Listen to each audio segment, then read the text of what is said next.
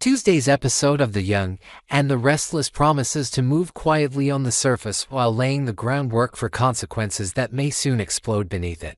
As three seemingly separate threads begin to echo the same question, how long can people hide what they are really feeling before it destroys everything they are trying to protect? One man masks his pain behind forced composure, a young couple speaks about the future without fully admitting what they want. And danger looms over a journey that appears ordinary but may prove anything but. What unfolds is not loud or sensational, but tense, intimate, and deeply unsettling in the way only Genoa City can deliver. Nick Newman, once again, finds himself playing a role he knows too well, the strong one, the reliable one, the man who absorbs the shock so others do not have to. Spoilers for Monday, February 2nd, reveal that Nick will make a deliberate effort to hide his pain from Sharon Newman, a choice that feels familiar but no less troubling. Nick has always believed that protecting the people he loves means shielding them from his own suffering, especially Sharon, whose history with grief, guilt, and emotional instability has made him fiercely protective of her sense of balance. Yet this instinct, however well-intentioned, has often come at a cost. By swallowing his pain rather than sharing it, Nick creates distance at the very moment when honesty might be the bridge they need. What makes this situation especially dangerous is the suggestion that Nick's pain is no longer just emotional, but physical as well, and that he may be leaning on painkillers to keep functioning as if nothing is wrong. The possibility that Nick is drifting toward an addiction to prescription medication casts a long shadow over his storyline.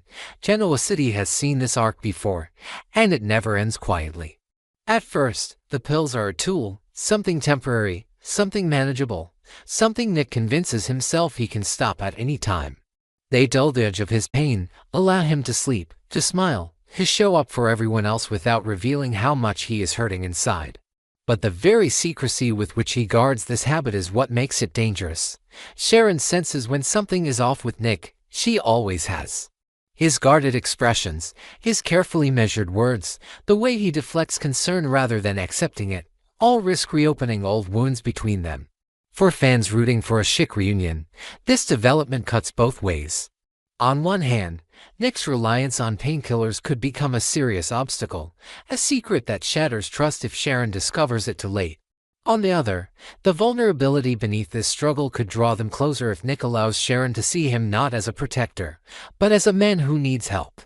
The tension lies in whether Nick chooses honesty or isolation, because in Genoa City, secrets rarely stay buried for long. While Nick fights a private battle, another corner of the city is filled with conversations about the future, though not all of them are as sincere as they appear.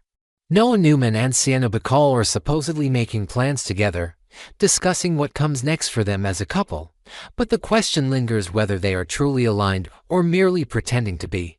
Noah, ever hopeful and emotionally open, seems ready to build something solid, something lasting, even if it requires sacrifice or compromise. Sienna, however, remains harder to read. Her words suggest commitment, but her actions and private thoughts hint at uncertainty, perhaps even avoidance. The weekly preview for The Young and the Restless adds another layer of ambiguity, showing Sienna telling Claire Newman that she plans to return to Los Angeles with Noah. A statement that sounds decisive on the surface but may not reflect her true intentions. There is a growing sense that Sienna is caught between what she says and what she wants, and that her conversations about the future may be less about building one with Noah and more about buying time. The idea that she might be pretending to go along with Noah's plans while secretly hoping he will choose to stay behind in Genoa City is telling. It suggests a woman who is not ready to confront the possibility that their paths may not fully align, and who would rather maneuver around the truth than face it head-on. Noah, for his part, may be sensing this disconnect even if he cannot yet articulate it. His optimism, while genuine, could leave him vulnerable to disappointment if Sienna's hesitation turns into withdrawal. The question of whether these two truly have a future together is not about geography alone, but about honesty. If Sienna cannot be honest with Noah about what she wants, their plans, no matter how carefully discussed, may collapse under the weight of unspoken doubts. Adding to the unease surrounding Monday's episode is the ominous suggestion that danger is lurking during a long road trip involving two characters, a plot tease that feels deceptively simple. Road trips in The Young and the Restless are rarely just about reminding characters of where they are going. They are about what happens along the way. Isolation, confined spaces, and long stretches of time often become catalysts for confrontation, revelation, or disaster. The idea that something threatening may unfold during what should be a routine journey raises the stakes considerably, especially given the show's history of using travel as a turning point. Whether this danger is external, such as an accident or an unexpected encounter, or internal, such as a secret reaching a breaking point, remains unclear. What is clear is that the consequences of this trip will not be easily undone. Taken together, these storylines paint a picture of characters standing at emotional crossroads. Nick is choosing silence over vulnerability, believing he can manage his pain alone, even as it risks pulling him into a darker spiral. Noah is choosing hope, planning a future that may rest on shaky ground if his partner is not being fully truthful. Sienna is choosing ambiguity, speaking in ways that keep options open while avoiding definitive commitment. And somewhere on the road, danger waits, indifferent to intentions or plans, ready to upend lives in ways no one has prepared for. Monday's episode is not about immediate explosions or shocking reveals, but about pressure building quietly, steadily, until something has to give. The brilliance of these developments lies in their realism. Pain does not always announce itself. Addiction often begins as coping. Doubt hides behind polite conversations about the future. Danger approaches while people are distracted by their own thoughts. As The Young and the Restless moves into Monday, February 2nd, it invites viewers to look closely at what is being concealed, what is being postponed, and what is being ignored. Because in Genoa City, the most dangerous moments are often the ones that seem calm, and the choices characters make to protect themselves may be the very things that put them at risk. The Young and the Restless unfolds like a slow-motion car crash that no one in Genoa City can truly stop, as three storylines that seem separate on the surface quietly feed into the same theme. People trying to control what they cannot bear to lose, and the way that desperation twists into something dangerous before they even realize what is happening. In one corner of the city, Nick Newman is tightening the emotional arm around himself, determined to hide his physical and emotional pain from Sharon Newman rather than admit how far he is slipping. Somewhere else, Noah Newman and Sienna Bacall are sketching out a future that may already be cracking under the weight of unspoken fears and conflicting desires. And far from the illusion of safety, Mariah Copeland is driving down an isolated road with Dominic Winters Chancellor in the back seat, insisting this is a journey of love and protection even as the city's police department and Victor Newman's security team hunt her like a fugitive. The day is quiet in all the worst ways, full of choices that look small in the moment but are already reshaping lives in ways none of them will be able to undo. Nick's struggle is the most deceptively subtle. On the outside, he looks like the same man Genoa City has always known, steady, controlled, the one who carries more than he lets on because he thinks that is what strength demands. But Monday's episode makes it painfully clear that something is wrong, not just emotionally, but physically. Nick is in pain, and instead of treating that pain as a warning, he is treating it as an inconvenience. Something to be pushed through and dulled with the help of prescription pills he insists he needs just to get by. What makes it worse is not that he is taking them, but that he is hiding it, especially from Sharon. The two of them share a long, complicated history built on love, betrayal, healing, and shared loss. Sharon has always been able to read him even when he tries to shut her out, and he knows it. Yet Nick still chooses concealment over transparency, swallowing his discomfort, smoothing over his expressions, and pretending that the strain in his posture and the careful way he moves are nothing more than fatigue. He does not want Sharon to worry. He does not want to look weak. He does not want anyone to see that the man who has so often been the rescuer may now be the one quietly drowning. The danger here is not just the pills themselves, but what they represent. Painkillers, at first, feel like a solution. They are clean, prescribed, sanctioned. They make it easier for Nick to be present for everyone else, from his family to the ongoing battles over Newman Enterprises, without having to admit that he is slowly losing control of his own body and mind. Yet Genoa City has seen this pattern before. Addiction rarely arrives with fanfare. It sneaks in with rationalizations. One more dose because the day was long. One more refill because he is still healing. One more lie to Sharon because she doesn't need the stress. Sharon, for her part, senses something is off. The way Nick deflects her concern, the way his gaze slides away when she asks how he is doing. The way he keeps insisting he is fine while his actions suggest anything but these are all red flags to a woman who has spent years battling her own demons and supporting others through theirs. For viewers hoping Schick might find their way back to each other, Nick's pill habit is both a hurdle and a possibility. It could push them apart if he continues to hide the truth until Sharon discovers it in the worst possible way, making her feel once again shut out from the person she cares about most. Or it could be the catalyst for intimacy, forcing Nick to finally drop the mask and admit that he is scared, vulnerable, and in need of help. Whether this struggle deepens their connection or shatters it will depend on one critical decision: if Nick keeps choosing secrecy, or if he finally allows Sharon to share his burden. Elsewhere, the mood is lighter on the surface but no less fragile underneath. Noah Newman and Sienna Bacall are talking about the future, using words like next step and plans and what comes after this, but every line between them is threaded with uncertainty. Noah wants to believe they are building something together, whether that means leaving Genoa City behind or learning how to split their lives between here and Los Angeles. He has always carried a romantic streak, a desire to make meaning out of chaos and to find stability where so much of his life has been marked by inconsistency. With Sienna, he sees a chance to do things differently, to be proactive rather than reactive, to commit before life pulls them in opposite directions. On paper, their planning looks responsible and hopeful, but Sienna's heart is not as settled as her words make it sound, and the episode leans into that quiet dissonance. The weekly preview that shows Sienna telling Claire Newman she is going back to Los Angeles with Noah seems, at first glance, like a clear statement of intent. Yet her body language, her hesitations, and the way she frames her comments suggest something more complicated. It feels less like a firm decision and more like a story she is telling to Claire, to Noah, and perhaps most of all to herself. The possibility that she might be agreeing to this move while secretly hoping Noah will choose to stay behind in Genoa City is not just a romantic complication. It is a window into who Sienna really is right now. She is not a villain or a schemer, but she is someone who is afraid of confrontation and loss, who would rather drift along with a plan she does not fully believe in than risk a brutal, honest conversation that could change everything. Her reluctance to fully claim the future she is supposedly planning with Noah may signal an emotional distance she is not ready to admit.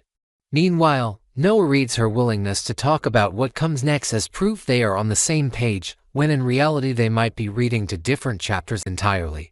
The question of whether they have a real future together is not a matter of logistics or cities, but of whether they are willing to tell each other the truth about what they want and what they fear. If they cannot, then no matter where they go, their plans will be built on sand. But it is Mariah Copeland's storyline that turns Monday from a day of simmering tension into something much more perilous. While Nick buries his pain and Noah talks about tomorrow, Mariah is already living in the dangerous aftermath of choices she convinced herself were made out of love. The so-called road trip with Dominic Winters Chancellor is not a vacation, not an extended visit, not even a confused attempt at co-parenting. It is a kidnapping, and the show does not shy away from that reality. Mariah may see herself as the only one truly capable of protecting Dominic, the only one whose love is pure enough, strong enough, and unwavering enough to keep him safe from the instability and compromises of the adults around him. But the law sees something else entirely, and so do the people of Genoa City who know the truth. The Genoa City Police Department is not treating this as a misunderstanding. They are treating it as a crime. And Victor Newman, never one to remain passive when it comes to his family, has unleashed his security team to track Mariah down with a ruthlessness that matches his fear for his great-grandson. The escalation of this so-called journey transforms the car into a pressure cooker. Mariah is behind the wheel, trying to project calm for Dominic's sake, telling herself that as long as she keeps driving, as long as she stays ahead of the search, she can somehow rewrite the narrative from kidnapping to rescue. She imagines a version of reality where others will eventually understand, where Abby and Devon will realize she was right to intervene, where Victor's rage will turn to reluctant respect for her courage.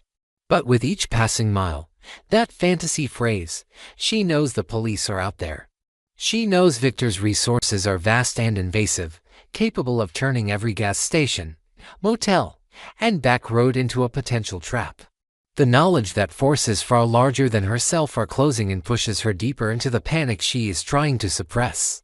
Every time she glances in the rearview mirror, it is not just to check the road behind her, it is to reassure herself that Dominic is still there, still breathing, still looking at her with trust in his eyes instead of fear or confusion. Dominic, in his innocence, is the one bright spot in this claustrophobic storm. The spoilers hint that he is not afraid to be away from Abby and Devon as long as he is with Mariah, suggesting that despite everything, he still feels a sense of safety with her. That trust is both a blessing and a curse. It soothes Mariah's guilt, convincing her that if Dominic is not terrified, if he is not crying or begging to go home, then what she is doing cannot be entirely wrong. She clings to his calmness as proof that their bond is real and that she is not the villain everyone will paint her as when the truth comes out. Yet that same trust also raises the stakes in a heartbreaking way. Because it means that any danger that reaches him, whether physical harm from an accident or emotional damage from witnessing her arrest, will strike at a child who walked into this situation believing he was safe with the person who took him. The threat to Dominic is not just about bullets or crashes or dramatic standoffs. It is about the possibility that the foundation of security he has built around Mariah will be shattered in one traumatic moment he is too young to process. The manhunt itself adds another layer of tension. The Genoa City Police Department is motivated by procedure and duty. Victor's security team is powered by personal rage and fear. Together, they form a net that is shrinking around Mariah and Dominic. And Monday's episode teases the looming collision between this determined pursuit and Mariah's increasingly fragile grip on her own narrative. How will she react when she is finally cornered? Will she surrender immediately, hands up, begging them not to frighten Dominic? Or will she dig in, push back, and make the situation more volatile in a misguided attempt to protect the very child she is endangering? The danger here is not just external.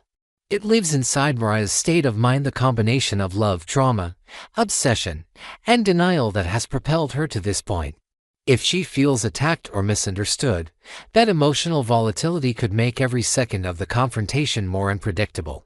What makes this storyline so haunting is that, unlike a villain plotting an abduction out of greed or revenge, Mariah genuinely believes she is acting out of love. She has convinced herself that the world failed Dominic once and could fail him again, and that she alone is willing to do what is necessary to keep him safe. That conviction will collide head-on with the reality waiting for her at the end of this road: flashing lights, raised voices, and the sight of Abby and Devon, broken and desperate. Not as enemies, but as parents terrified for their son.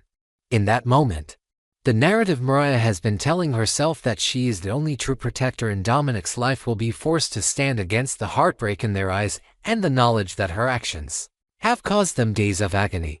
Dominic's reaction, too, will matter. If he clings to her as they try to separate them, she will feel that as validation and as a fresh wound. If he reaches for Abby or Devon instead, the realization that she has already lost him even before the law takes him away may shatter whatever remains of her emotional stability. Across all these stories, Monday does not deliver a tidy payoff so much as it deepens the tension. Nick's secret painkillers, Noah and Sienna's uncertain plans, and Mariah's escalating road trip all point toward one central truth: secrets are piling up in Genoa City, and every attempt to control or conceal them is only tightening the noose. Nick may believe he is sparing Sharon by hiding his struggle, but he is laying the groundwork for a breach of trust that could devastate them both. Noah may believe that talking about the future is enough to guarantee it, but if Sienna's heart is not truly in it, their plans will eventually collapse. Mariah may believe that love justifies everything, but the flashing lights on the horizon say otherwise. The question is no longer whether danger is coming, it is how much damage will be done before any of them are willing to face the truth. As the episode closes in on its final beats, the image that lingers is that of a car on a lonely road, a child strapped into his seat, a woman at the wheel staring at the horizon while police and Newman security draw closer with every passing second. Dominic may not be afraid yet, But the adults who love him are terrified, and the audience knows that the next choice Mariah makes could define not just her future, but his. Monday is not about explosions or courtroom verdicts. It is about the moment right before impact, when there is still time to stop, to turn around, to confess, to surrender or to keep going, and let everything break.